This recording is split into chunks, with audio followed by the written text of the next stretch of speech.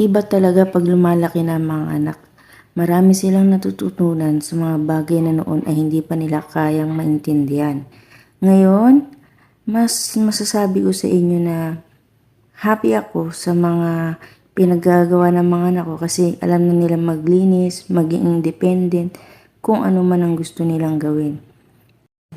Hindi ko man sila nasusubaybayan kada minuto, ang mahalaga ay nagkakaintindihan kami bilang ako ang kanilang isang ina at sila ay aking mga anak.